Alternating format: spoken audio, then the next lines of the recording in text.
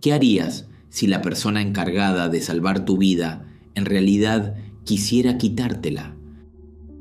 Durante más de 15 años, un enfermero en Estados Unidos desvivió a cientos de pacientes sin que nadie pudiera detenerlo. Pero ¿cómo lo hizo? ¿Y por qué nadie se dio cuenta? Esta es la historia del ángel de la muerte, Charles Cullen. Charles Edmund Cullen nació el 22 de febrero de 1960 en Nueva Jersey. Fue el menor de 8 hermanos y tuvo una infancia que él mismo calificó como miserable. Su padre Edmund murió a los 56 años y Charles comenzó a hundirse. En casa era maltratado por los novios de sus hermanas mayores y en el colegio por sus compañeros. La primaria fue un infierno para él. Tanto que a los 9 años tuvo el primero de 20 intentos fracasados de suicidio. En su último año de secundaria, su madre falleció en un accidente de auto donde manejaba a su hermana. Quedó devastado y encima tuvo que luchar para que el hospital le entregara el cuerpo de su madre para poder enterrarlo. Luego de esta experiencia traumática, dejó el colegio. En 1978 se alistó en la Armada norteamericana. Sorteó con éxito el entrenamiento y los exámenes psicológicos y luego terminó por unirse al equipo con quienes pasaría meses sumergido. Te preguntarás, ¿qué podría causar en una persona así pertenecer a la Armada norteamericana? La respuesta la tendrás enseguida. Con el paso de los meses, su inestabilidad mental afloró. Eran detalles notorios, como un episodio en donde un oficial lo encontró sentado en la sala de control de los misiles con una máscara quirúrgica, guantes de látex y un delantal médico. Tomaron la decisión de transferirlo a otro puesto de trabajo, pero la mente de Charles siguió dando de qué hablar. Luego de varios intentos por quitarse la vida, en marzo de 1984 fue dado de baja por sus problemas psiquiátricos. Su salida de la Armada fue el comienzo de su oscura transformación. Charles se anotó entonces en la escuela de enfermería de Mountainside en Montclair, Nueva Jersey. Sería enfermero, y sí, aunque no quería su vida, se ocuparía de la de otros. Se graduó en 1986 y un año después consiguió su primer empleo en la unidad de quemados del Centro Médico St. Barnabas, en Livingston, Nueva Jersey. El monstruo se estaba gestando, pero nadie tuvo demasiada agudeza visual para darse cuenta. En 1987 fue contratado en el Hospital St. Barnabas, en Nueva Jersey, y allí comenzaría una espeluznante cadena de muertes silenciosas. Su método era simple y devastador, pero ¿cómo logró acabar con tantos sin que nadie lo notara? Te lo cuento. Charles usaba su acceso para alterar las bolsas de suero de los pacientes, inyectando dosis letales de medicamentos como digoxina e insulina, asegurándose de que la muerte pareciera natural, y le funcionaba. Los reportes médicos apenas levantaban sospechas. Cada vez que surgían dudas, Charles simplemente renunciaba. Y como los hospitales temían demandas y mala publicidad, preferían permanecer en silencio.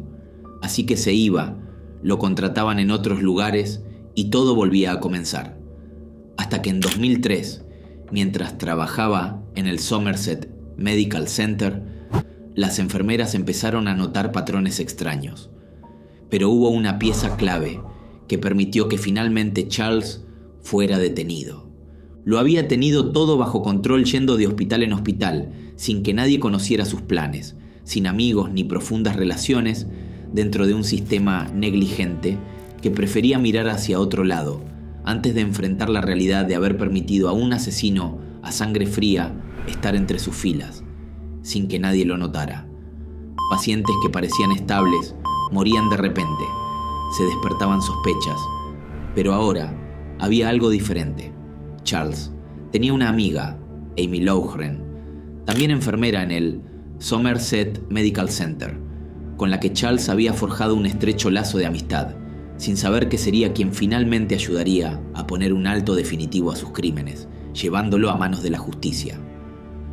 Charles duró más tiempo en este hospital, donde ahora, mientras continuaba con su plan, también tenía una amiga con la que pasaba el rato.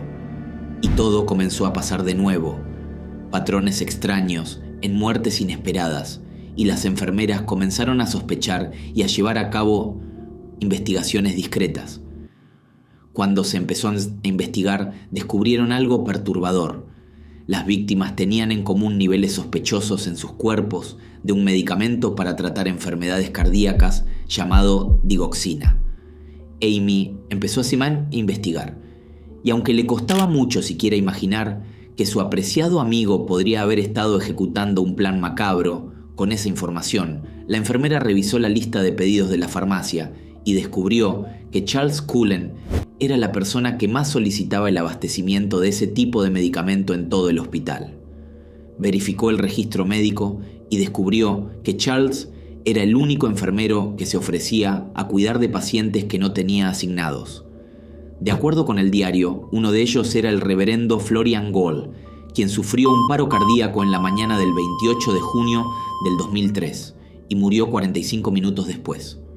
La base de datos del hospital reveló que Cullen había estado revisando el registro médico de Florian Gall 3 horas antes de su evento cardíaco, y ese caso no fue el único, ya que había pruebas de que Charlie Cullen revisaba cientos de registros durante el turno nocturno. La enfermera, con toda la información que encontró en los registros del hospital y el corazón roto, acudió con las autoridades para terminar con el terror del Somerset Medical Center.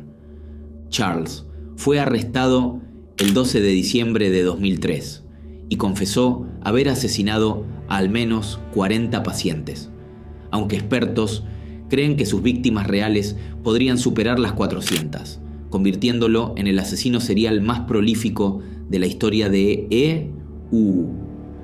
En 2006, Charles fue condenado a 17 cadenas perpetuas consecutivas. Hoy sigue en prisión en Nueva Jersey. ¿Pero qué llevó a Charles Cullen a convertirse en un verdugo silencioso? Algunos dicen que creía estar aliviando el sufrimiento. Otros ven solo un profundo vacío emocional.